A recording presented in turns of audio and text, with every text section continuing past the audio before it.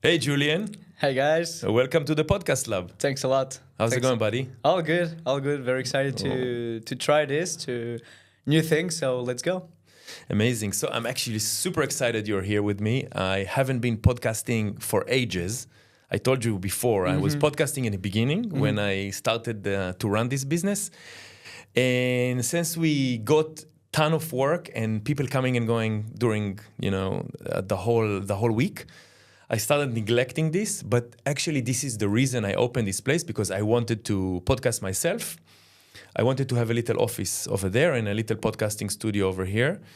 And this was kind of a side thing I was doing, but it became the main part of the business at the moment. So just letting you know, I'm a bit rusty. Haven't been podcasting for a long time, but it's all about you, and I want to learn more about your project. We're gonna have a lot to talk, I think. Okay, So- great. So we started before just a few minutes ago to tell me the story, and I told you I think it's gonna be great on camera and on audio. Yeah. To pick it up. How Yeah. did you end up in Ericeira? So it's pretty simple. I was born in France. I'm French. That's why my name is Julian. And both of my parents are Portuguese. And since I'm a kid, 3-year-old, with my older brother, he was 5. We were going every summer in my grandparents' home. They had a coffee in the center of Lisbon. This is how we learned the Portuguese language. Of course, with the bad words at the beginning, But you said your parents are Portuguese, My parents are Portuguese. but not speaking Portuguese at the house. Yeah, they do. Oh, Yeah. okay. My dad, not that much, because he has this very stronger French accent. Okay. Yeah. Okay. And my mom, of course, like all the time in Portuguese. So this is how we started to learn. But once we got to the grandparents' house, I mean, they don't talk French, So this is how you have to learn, Okay. So since I'm 3, we were coming over here every summer. And it never stopped. And this is how we learned to speak Portuguese. Then the English with the people, and Spanish, and so on. And was that a thing? Many Portuguese people moved to France Yes. to do business, and In the case of my grandparents, it was more about leaving the country because of the dictator. oh, okay, Then my dad was born in France. So we were talking about like more than like 60, a decade, 70 like years not a ago, decade, yeah. like a generation. Yeah, another two others generations, Oh, wow. exactly. And of course, other Portuguese people I met a lot in France. I have cousins in Switzerland. I have cousins in Germany, in France, a bit everywhere. I think it's very common for the Portuguese people to leave the country to make maybe a bit more money than Yeah. Portugal, and then they come back over here. Yeah. This is exactly what I heard. I heard many people that many Portuguese people left during the dictatorship. They weren't happy with what's going on in the country. There was not enough opportunity, and they left around 50s or 60s, something like that. And then the kids lately, in the last decade, are starting to come back and rediscover the country. That's exactly what happened to my parents. My mom left Portugal because she fell in love with my dad. So we're definitely talking about the 60s. They were not born yet, but I mean, like, my grandparents went to France. My dad was born. My mom fell in love with my dad. They stayed here. And then 40 years later, which was 10 years ago, they decided, okay, we want to go back to our sources. We want to go back to our country. Pastel de nata, bacalhau à brás, polvo alagreiro, Ericeira, and then they're back, basically. Nice, Yeah. nice. So Lisbon, your grandparents had a cafe in Lisbon, yeah. And then sort of the summers were spending time in Ericeira, like the rest of the Lisbon crew, because this is what used to happen, right? Many people from Lisbon used to have a summer house here. Was getting super warm during the summer in Lisbon, so people used to come here to spend time at the beach, right? Exactly. So my parents, they got a house like 20 years ago, and then they kept the house, of course. And every summer, me and my brothers, we were coming over here in Ribeira de Ilhas, surfing. Oh, wow. We had surf lessons with like old school locals like Pire, which is like one of the number one locals of Ribeiradilhas. He's amazing, this guy. Oh man, that's you need a local like that in every surf spot, I think, to make sure that the things doesn't go wrong, you know. And yeah, we started with absolutely nobody inside the water, and then 20 years later, which is nowadays, you see a huge difference, definitely. I met Pierre the other day, and I stopped him because my older daughter went to his surf school during the summer. Yeah. And I put her there in the morning, and she's like, ciao, ciao, disappears. And then I come back and I see her, laying somewhere, and I never had a chance to see her surf. Mm-hmm. But a few weeks ago, a little bit when it was still warmer, but maybe 2 months ago, we went to Peniche, and I took her on a board in Baleal on a tiny day, and I was like, hey, I want to see what's happening. I want to see what's going. Just me and her. Pushed her, and she was like, "Puck," like popping up, taking a turn, and then I was like, I have to tell Pierre, like, this thing works, and I stopped him, and I was like, hey, I showed him the video, hey, look at Alexa, she's fucking amazing. They're really good with kids, especially Neco. Neco has something special with the young kids. He knows exactly how to talk to them, how to approach them, how to teach them, coach them. Sometimes it has to be hard. He's hard, but for kids, he's definitely perfect. You got people like... And he's generally a great guy in the water. He always have great energy. He's humble. I told him several times, you're a humble guy, and I'm very happy that he's one of my best friends. Yeah. I can count my best friends on only 4 fingers. Yeah. And Pedro, Ivo, Neco, and people that definitely. Yeah, he's a great guy. I was surfing in São Julian. I'm a big guy. I surf on big boards, and I got a wave, and he was paddling also, and I was the first. I took it from the peak. So you had a priority. Yeah, I had the priority. I knew him before already. Yeah. Then but it was like a 1 feet day, like half a meter small, São Julião summer day. And I paddled back. I didn't even expected to get and he was like, sorry, mate, but I was like, what, you could join. It made me more excited if you would jump in on the wave, actually. Exactly. Surfing with Neco on the same wave, actually, it's a better story. But, he was such a humble guy, super nice guy. He was also surfing in Israel. Yeah. He has all my clients from Israel, the ones that they surf pretty okay, independent inside the water, they all know friends that Neco knows from Israel, because Neco did a lot of QS. I think there was competitions, internationals competition abroad, especially specifically in Israel, and all those people that I teach sometimes, that I coach, they're like, hey, he knows my friends, he knows my friends. Yeah. The surfing world is super small. It's it's something that if you want, by 2 people, you can know Kelly Slater. Yeah, I surfed with Kelly Slater. So, I would say someone else. I didn't talk to him in the water. Yeah. But it's have you been with him in the water? No, never. Yeah, it's never. Wow, what an experience. Must be crazy. What an experience, man. It was 2005. And I've been surfing for a long time. I'm not a great surfer, but I have my experience in the water. It was in Coolangatta. Coolangatta is Snapper Rocks. Snapper Rocks. Rocks. That barreling. That barreling right. Mm-hmm. It was 1 meter evening, and it was perfect. And it was it's one of the most crowded surf spots in the world.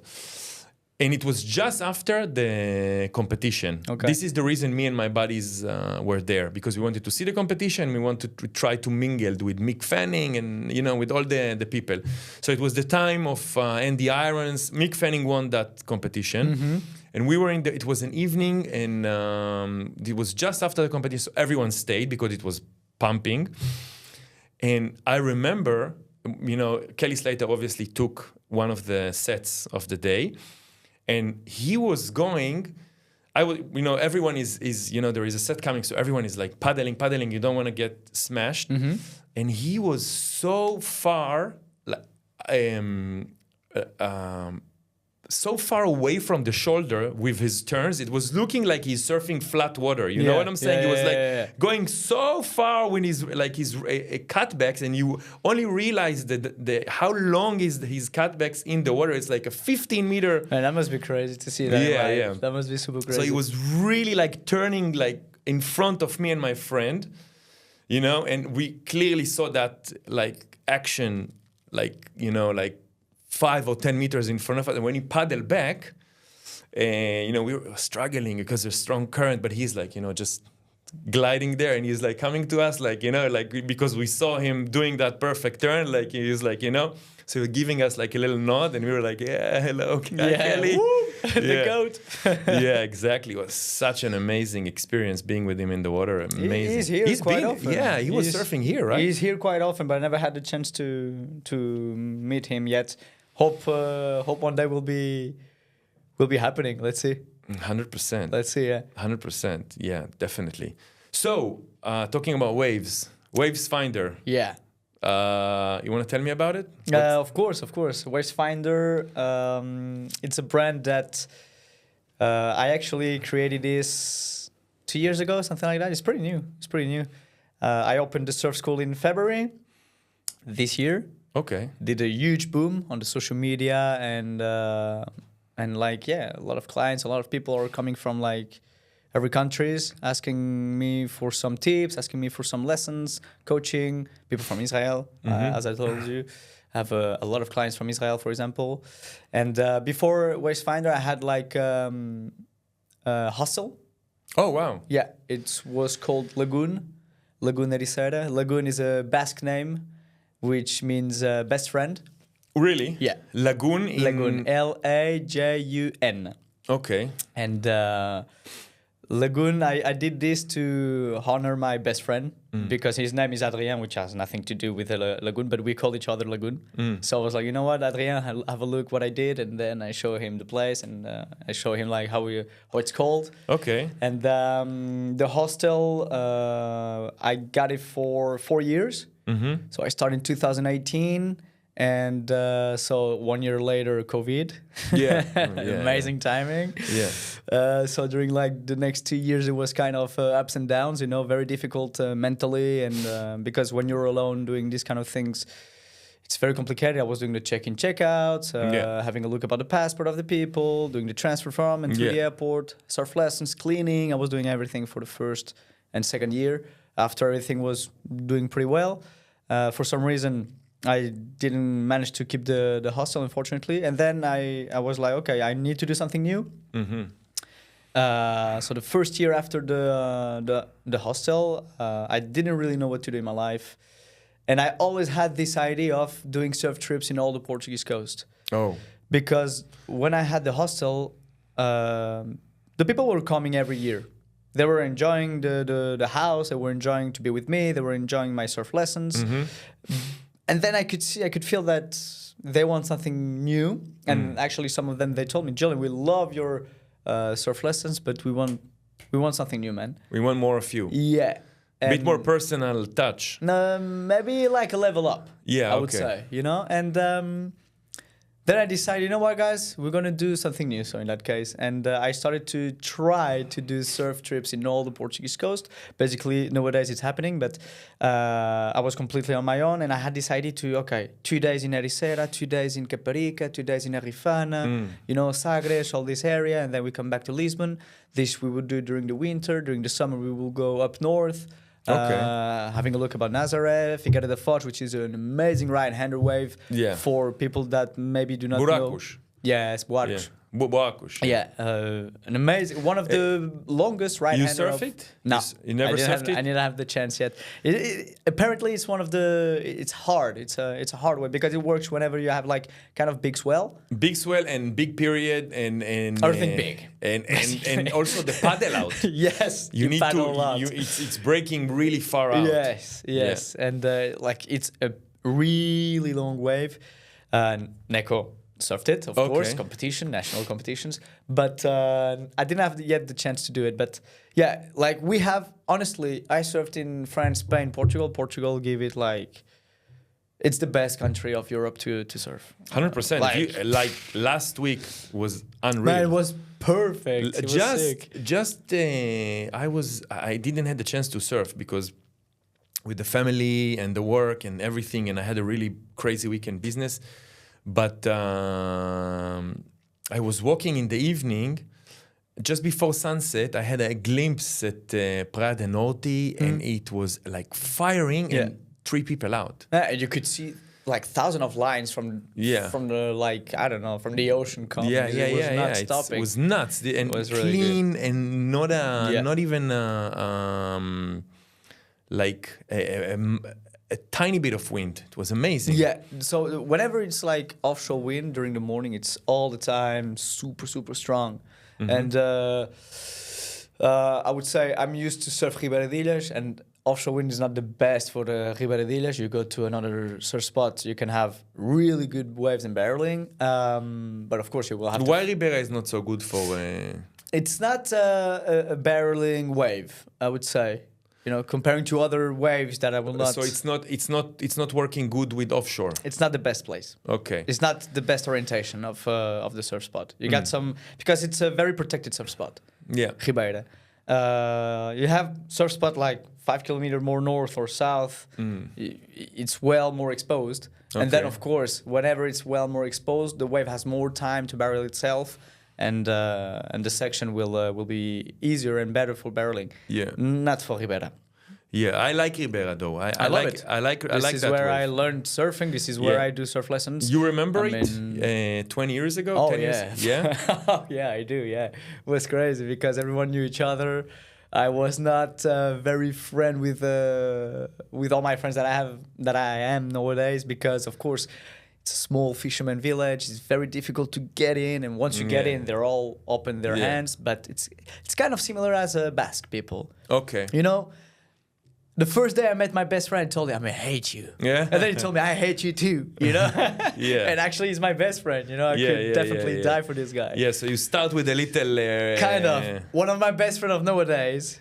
Wanted to punch me when I started to be here. Yeah, and nowadays is one of my best friends. You know. Yeah, yeah. It's kind of funny when you think about it. Yeah. Like we had a surf trip in Maldives in September. We were together, you know, and then we were in the plane. Bro, you remember when you wanted to punch me? And he was like, "Yeah, let's not talk about it." It's kind of funny.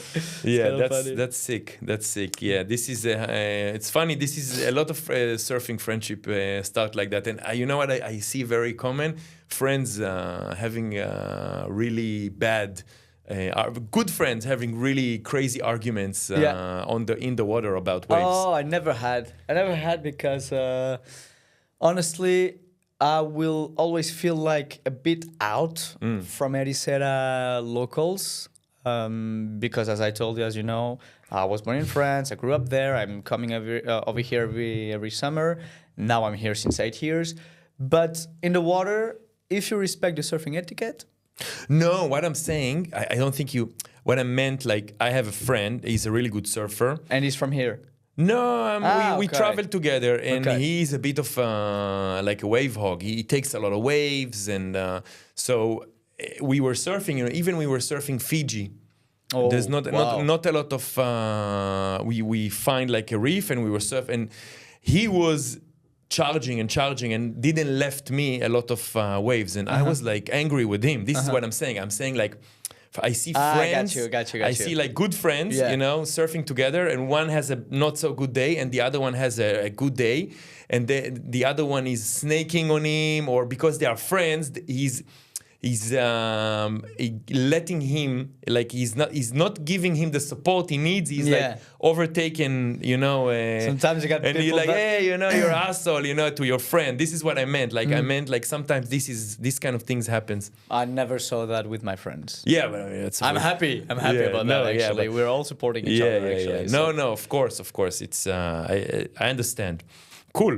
Then Wavefinder, as I was saying, because we went like the stratosphere. This happens. Yeah, man, that's crazy. This is podcasting. Yeah, and I talk a lot too. So yeah, me too. It's the same, and we are.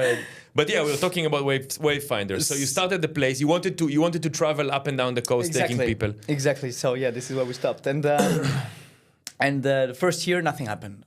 I was like, okay, this is maybe not a good idea. I'm alone. I don't know how to make publicity in Google Ads. I don't know how to make videos like I do nowadays. I was really thinking about leaving the country. And then, thanks God, I always had the support of my girlfriend, Lara. We were together since 6 years. She was one of my students. Okay. and yeah, her support has been amazing since all the time. And then I decided, okay, you know what? I'm going to give surf lessons. Let's see after what's going to happen. So I started to give surf lessons starting like June last year. And then this year, 2024, I had the chance to do 2 surf trips in the Portuguese coast. I had with Americans and French people. And I just came back from a surf trip from Morocco in Tagazout. Wow. We did this 2 weeks ago. We came back last week. It was amazing. Yeah, I remember. I looked at your Instagram and I saw you were there. Cool. Like the waves were a bit big at the beginning, but it was the perfect thing because they were like in the white water at the beginning. And then like, let's say that Monday and Tuesday was big, and then starting Wednesday, Thursday, Friday is getting smaller and smaller. So they went to the green wave. They started to turn on the green wave. Okay. And like we were in a surf camp. They have the local surf instructor from there, sorry. And I stay outside the water and I do like the videos, and then we do video analysis every after dinner every day. And then you can see like a huge improvement. That's amazing. It's crazy because you have twice, I would say, the help, I would say. So you got people inside the water and you got me outside the water, and then combine many. It's a huge improvement. So we did that this year with Wavefinder. We did a lot of surf lessons, of course. We started to do surfing videos since February. I remember that because the first video that exploded in the social media was a video that I did about Ribeira de Ilhas. Actually, if you want to check on whenever you get free time, I talk about Ribeira de Ilhas, how it works. What is the best surf forecast for Ribeira de Ilhas? And you put the wind guru on the back. Exactly. Yeah, this one is good. Exactly. I know this one. This one actually the one that I think... you had the idea after too. Yeah, I said, I want to talk to this guy. He has creative ideas. Yeah, I think it was like, 6 months ago or a year ago? It was in February. So almost a year ago. Yeah, almost. Okay, yeah. So I remember, this what got my attention actually. Those Wind Guru videos, you know, because like that's gutsy, you know, like having it's because it's simple. It is. Once you understand it is. It's. I mean, I'm not talking about. That's the beauty. You have like I show my wife sometimes. You know, like we have arguments. You know, like about going surfing. Yeah. I need a car. You need a car. And I show. Look at Wind Guru. There's no wind. Whatever. I want to go. And she's like, no. Someone needs to take the keys. La la la la la. And she looks and doesn't tell her anything. She's like, what the hell? What the fuck? I'm looking at those numbers. I don't understand white, red, orange arrows. And that video you made was like a complex thing in the background with wind direction and swell and all those degrees and whatnot, and you're sort of like in the front simplifying the whole concept. Exactly. And that's brilliant, you know. I really like that, you know. You know what I realized this year? I realized that so people are coming to me because they love my job, and because I give them specific information, and this information does this to their mind, literally. And whenever I see them literally coming back with this smile, I'm like, okay, man, that's why I love my job. So I started to do like surfing videos about, hey guys, you want to know how to be on a good position on the surfboard, or you want to know how to paddle, or anything, getting speed, like basic things of surfing. And then step by step, our Instagram in February was 2,000 followers. We are nowadays more than 6,250. So it's keeping going. And I'm seeing many cool trends now. If we're talking about content creation, like there is this guy, I think his name is Dan Herman. He's he's a YouTuber. He's not doing Instagram so much. Oh, okay. I don't know him. Maybe he's like projecting onto Instagram, like putting little parts of content on Instagram. But his main thing is on, main thing is on YouTube, and he does like 5 most affordable surfing destination. Yeah. Okay. Like a video, and then he goes El Salvador, Sri Lanka, and then he 5 most surfing destination for beginners, 5 best surfing town in United States. He does those videos. Yeah. It's also a really cool concept. That helps a lot. Then it's also it's engaging because the person stays until the end. You want to see number one, obviously, and also it's valuable information. Of course, you're on a budget. You want to know. So this is one example. Okay, you're a beginner. You want to find a beginner spot. So this is as long as you give value, your content is not self-centered. Your content is most focused on your viewers, on your. This is where it's really starting to shine. My girl does. She's an influencer. She has 300,000 on TikTok, like 100,000 on YouTube, and I don't know, in Instagram. What kind of content you make?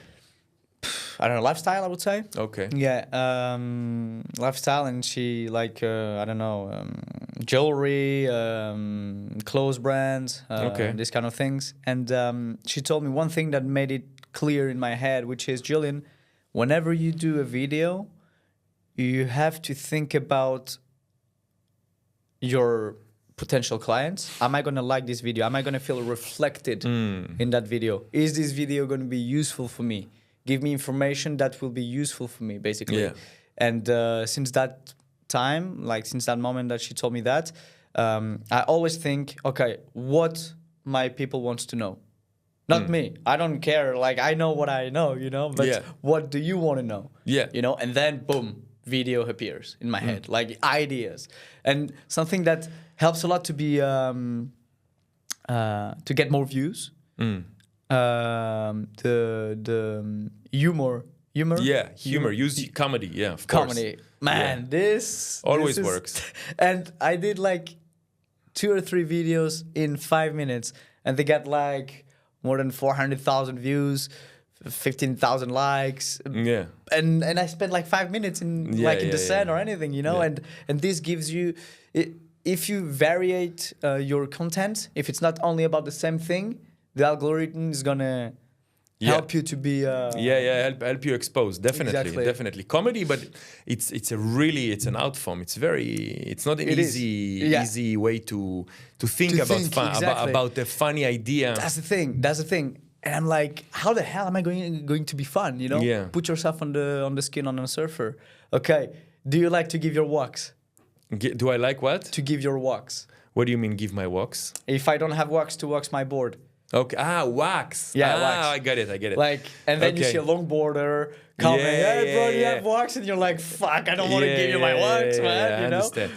So that's an idea of video, for example, that every surfer will be like, I don't want to lend you my wax because I know that you're gonna use maybe half of it. Yeah. I understand. No. Yeah, I remember something like that. I think you posted. I actually got. A year ago, 6 months ago, I bought a JS, black JS. So it's like a soft top. And I bought it because I felt I don't need wax for this one, because those soft tops, this is and I told myself this will be having an electric car. I don't need to put gasoline. I don't need to put gasoline in it. I just take it and go. I don't need to think about wax or changing the wax for this water. Yeah, this is a cool idea, definitely. I wanted to talk to you also a little bit about Ericeira and in specific. So you see that place for a long time, sort of morphing, transitioning. What's your take on that? I mean, I know some people, it's can be a little bit hurtful or hard. Hard. Or it's like stepping on eggshells, I would say, a little bit, because some people really like the old Ericeira, the small village that it used to be, the small fishing town, and it's changing. It become like this super popular European, a bit luxury. Yeah. So just your take on that. What do you think? You know, Man, I'm lucky that I was coming over here while it was still super quiet, and I'm super lucky that I didn't live what my friends lived. And I told them that already, guys. Even if for me it's hard, I cannot even guess or explain how hard can be for you, because they were here like every single day inside the water, and then they saw everything changing in front of their eyes, huh? Yeah, and since like we talk sometimes like, hey man, you remember this surf camp in Ribeira, this small coffee in Ribeira, everyone knew each other. Yeah. They were not like any, like, for example, Teslas driving around. Sorry? Teslas driving around. Yeah, and as I was saying, everyone knew each other. The kids were playing all together football. Nowadays, you don't see that much, unfortunately. There were not any pressure, anything, and I remember that. But they were there, living it, and there is a big difference. Unfortunately, now we're going to talk about localism because, of course, my job is to teach people how to surf. So, of course, for surfers that are not surf instructors, they're like, man, I don't want more people. I can understand that. I can understand that. And my job is to make people understand the surfing etiquette. Yeah. You know? You have no idea how many times I heard, oh, you don't own the ocean. You don't do this. You don't do that. It's not a matter of that. It's a matter of if I go, for example, in Indonesia, in Costa Rica, in South Africa, I go to the main peak. First of all, I will not go to the main peak of one surf spot. I will go to a more quiet wave. Yeah. And then I would stay there and let's see what happens after, you know. For example, Neco went to South Africa. It was like a long time ago. And he told me, I surfed Jeffreys Bay. I was like, wow, Jeffreys Bay, man. And then he told me, I didn't go to the main peak. Because I know that if I go to the main peak, like, I have to be someone from there, you know? Yeah. And so I went to a peak a little bit more on the inside, and the locals from there, they saw me doing, like, taking some waves, and they were like, okay, this guy knows how to surf. Yeah. And then they were like, hey, you, where are you from? And he was like, hey, Portugal. I'm like, they're like, yeah, okay, you can join us on the main peak. This is how it works. Yeah. You know, it's not like, okay, now I'm a surfer, I got a surfboard, I got a wetsuit. Yeah. Maybe I don't know anything, I would say, about surfing, you know, because nowadays it's people do not even know that you got rules inside the water. No, 100%. Like, it's complicated. I call it like when you surf in the main peak, I call it like you are almost negotiating a wave. You kind know? of. Because you're there, you know, you're like feeling, okay, who is in charge here? Yeah. Is he interested in that big, you know? So like, I don't want to get in trouble with this guy, you know. He seems like a good surfer. He seems like he's from around. I better stay. Okay, this group is kind of, so I better stay off and be a little bit more, you know, in the inside or closer to the channel. Also for my safety, paddle wide. And then you sort of slowly, you know, come and another day, and you, you know, bon dia or whatever. If it's South Africa, hello, how's it going? Or, you know, sort of meeting the people. And, this is how it works. And seeing, you know, like being very polite and, you know, maybe ask, you know, like, you know, feeling the atmosphere. So to come back to what you were asking, like how do you feel it? Like, so imagine a fisherman village of 4,000 people living over there. Yeah. Ericeira, 20 years ago. Nobody. Everyone knew each other, you know? Yeah. Every people, like their father or grandparents were fishermen, fishing in the ocean, coming back at 6 or coming back like at midnight or whatever, and then step by step you see houses building over there, other building over here. I cannot afford an apartment over here, so I have to live somewhere else. I don't live in Ericeira anymore. I live somewhere else. You specifically? Sorry? You specifically? Me. Yeah. Where do you live? A bit out of Mafra. Okay. Mafra, exactly.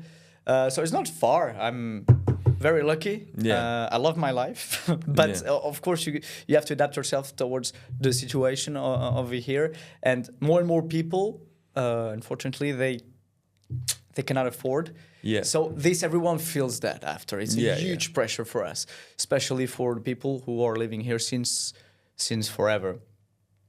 But time change, and you have to adapt yourself. Yeah. You have to accept the facts, and of course, trying to make things happening, for the community from here, But at the same time, you have to accept it. And whenever you go inside the water, and you have some people that they don't know the rules. Even yesterday, I talked to someone, hey man, please don't do this, do that for the next time. And he was like, I heard him talking in French then with his friends. And we was like, yeah, this guy told me this. And the two other people with him were like, yeah, it makes sense what he said. I was like, they understood. That's cool. Yeah, okay. That's good. Cool. But sometimes I got who the hell are you? You don't own the ocean. So imagine a local surfing here since 40 years, listening to someone that tells him, yeah, who the fuck are you? Yeah. Man, that's not cool. Yeah. That's not cool, That's so you have to cool. live with that every single day.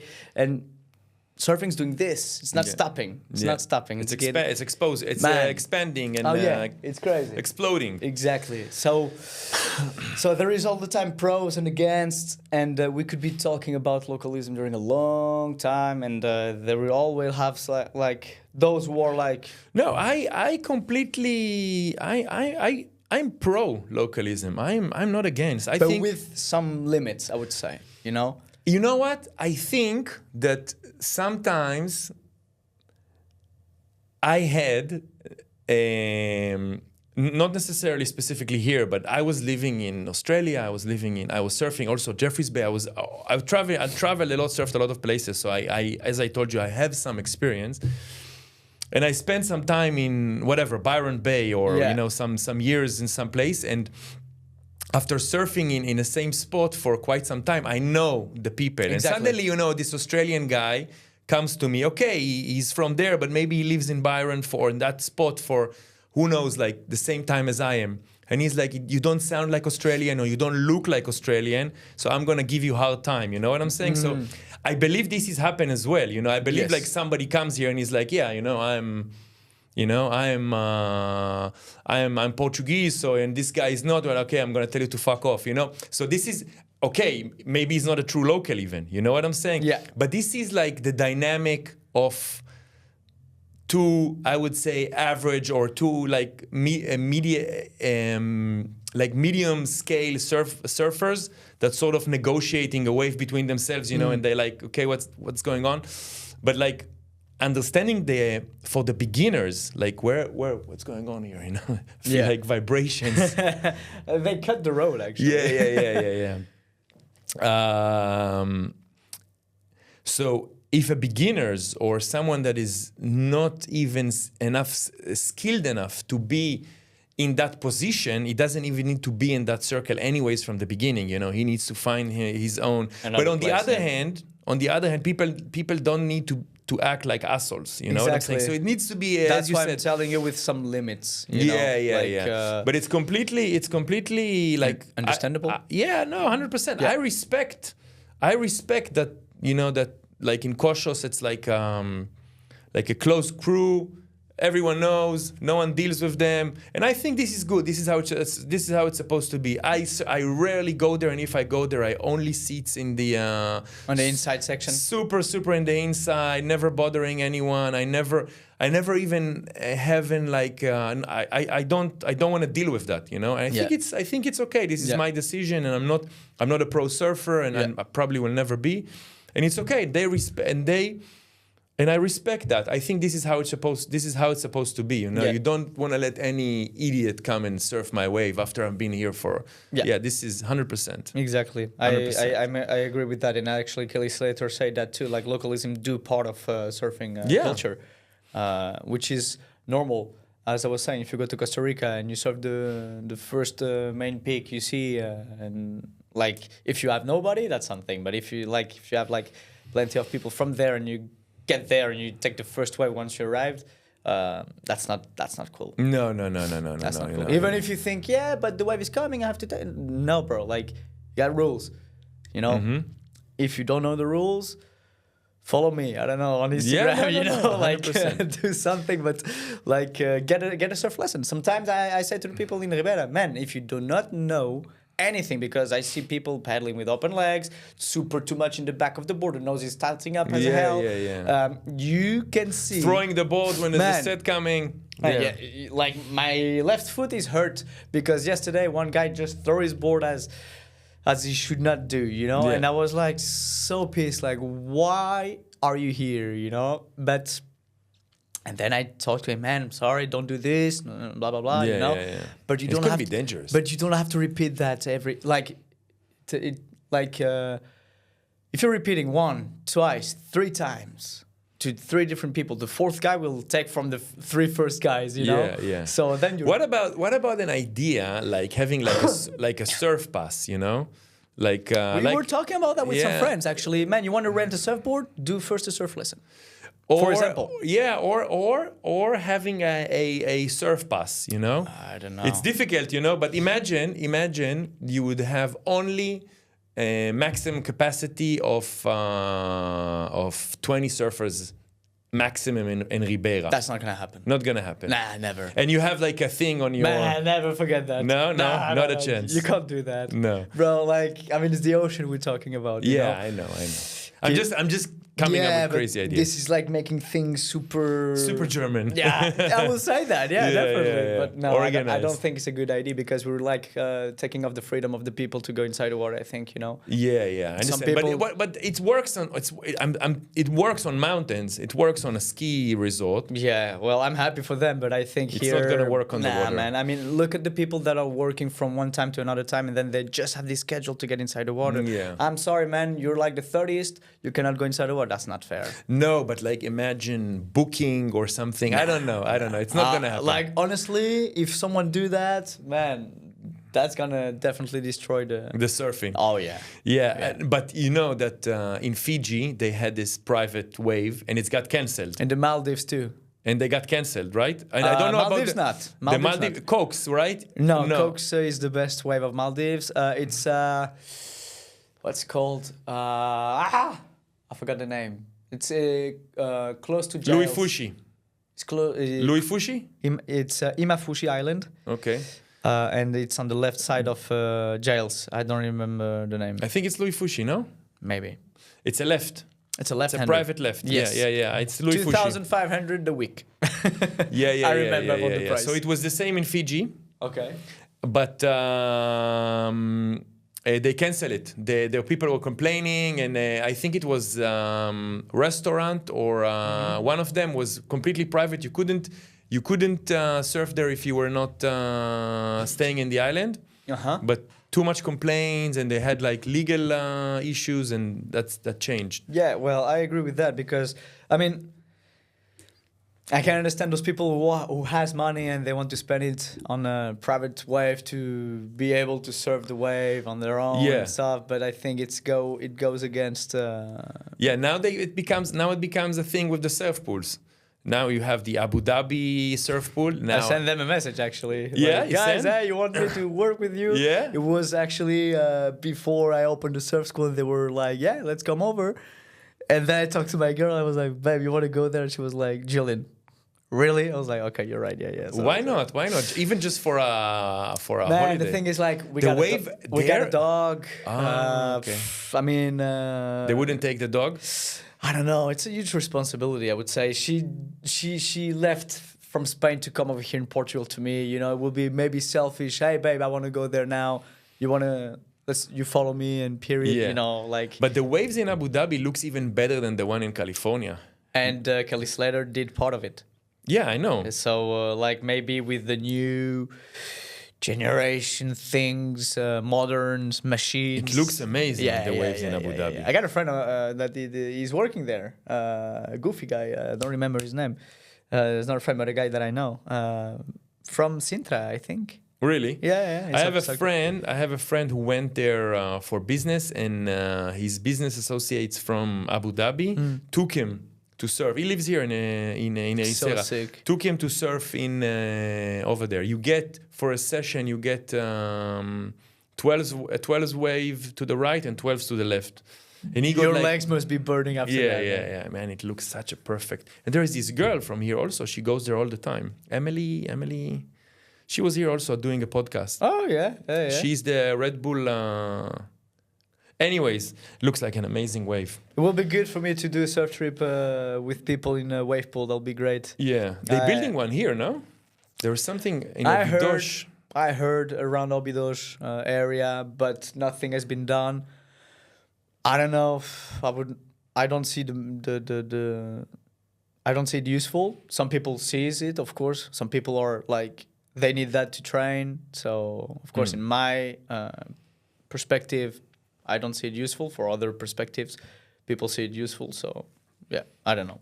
I will keep inside the water in the ocean, I think. Yeah. But of course, if you have the opportunity to go to a wave pool, perfect wave barreling sections and stuff, of course, yeah, you want to do it. You know, Yeah. I want to do it. Yeah, definitely I want to do it. At least once. Yeah, definitely. The Kelly Slater one looks... crazy. Yeah, looks so nice. Absolutely. So, plans for the future. 2025. We're finishing 2024. It was a big year for you. It was an amazing year. I'm super happy. By the way, you talked about Tagazout. Is that something you're going to do more? Yes, I think I'm going to start to organize surf trips abroad, maybe 3 times a year. You know, surf trips in the Portuguese coast. It's open. Basically, let's say that you have a group of friends that they want to come from Israel or from anywhere you are, guys. I have also friends not from Israel, you know. Yeah, of course. But I mean, like, I know that Israeli people, you're very like this. And I actually, I have nothing to say but good things about those guys in surfing wise. And if you have a group of friends, basically, that they want to do a surf trip, they want to go to Portugal, well, they just have to pass from me, and I go with a travel agency. I tell to the travel agency, okay, those guys want from this date to this date. The kind of accommodation is or kind of hostel or hotels, 5-star hotel or anything. It depends on what the client's looking for. The travel agency organize everything with the accommodations and breakfast and whatever. And I take care of the people. I will be the Uber driver, basically, with my camera. You go inside the water. I take the videos from you. We do video analysis every single day. And we do that for 1 week. So you can book whenever you want. Okay. Okay? It's open. Okay. You know, I tried the first year to conciliate people from every country together. I understand. Forget it. Yeah, I understand. If I would have like tens and 20,000 followers, maybe that would be way easier. But at that time, you will get there. I will. I know that I will. I know that I will. But it's not a good idea at the beginning whenever you start the business. Of course, when you start a business, you're kind of lost. You try things and then, okay, at least I tried. You know, this is how I think. Man, I'm going to do this. If I do not manage, at least I tried. And so 3 surf trips abroad in 1 year. That will be the goal. And at least 3 surf trips in the Portuguese coast. The rest, the surf lessons in Ericeira, I know that this will keep going. We had 2 days ago a travel agency from Brazil that contacted us to organize ourselves their surf trips. They saw my content and they were like, you are the guy that we want in our team for Europe. And we are going to send you all the details and stuff. So very happy. Good things are going to happen in 2025, I think. Cool. That's amazing. I actually have a new project that I thought about sharing with you. I started to become the admin for the Expats group. Okay. You know the Expats group? Yeah. Of Facebook? Or? Yeah, in Facebook. In Facebook. Okay. Yeah. And congrats. That's a lot of people to take care of. Yeah. And I thought about a concept that will be something like a Expat News Weekly, kind of like a thing. Like it will be like a weekly show, like short, 5-10 minutes. And I thought I'll need a weather guy. A weather person, weather and waves. I'm your guy. Kind of like person that will come. I want to produce. I want it to be very sustainable for this business. So I want it to be like something that will be done very quickly. You know, like what sort of like what I do basically. Yeah, but like just do it like sort of here. Of course, with collaborations on with social media and all the things, and everything is. Merge together nicely so everyone can benefit together. Yes. But I'm looking for someone that will take over the waves and weather and waves kind of like corner in that show. It will be like a weekly thing. And I think I actually think you're the perfect match. I do that like every Sunday. I started to do on February. Yeah. Once I saw this video of Ribeira Dilas exploding, I was like, okay, actually I'm good at this, so I'm gonna keep going. And the forecast, I do it every Sunday. Mm-hmm. Every Sunday around 6:30, depending if it's summer or winter, because people are not at home. You know, when people finish the job, you know, there is like specific time to post the reel.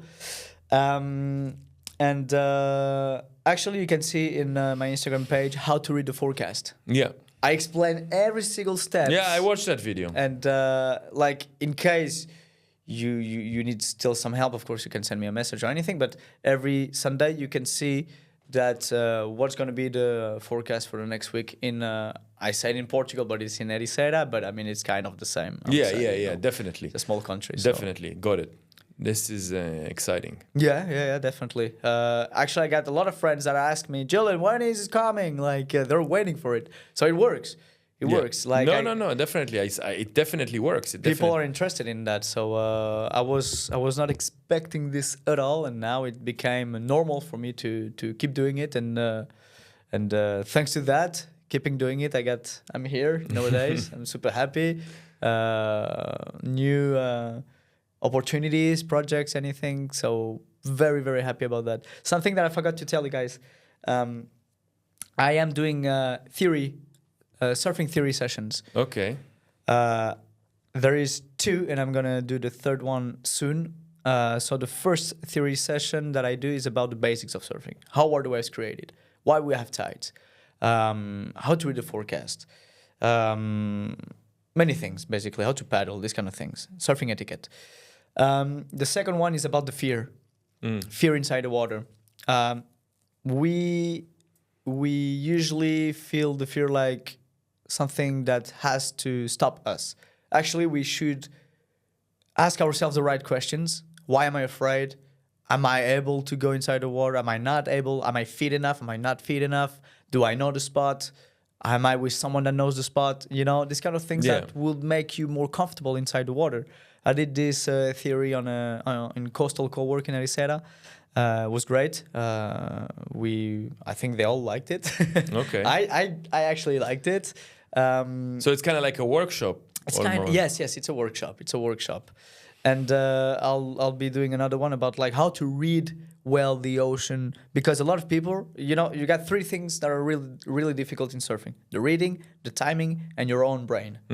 Because like your brain is used to do things on land that you're not used to do in the water. So for example, whenever you're going to stand up for the first time, when you're going to be super high and then you're going to fall down from the hills, you know? Yeah. That's like a typical example.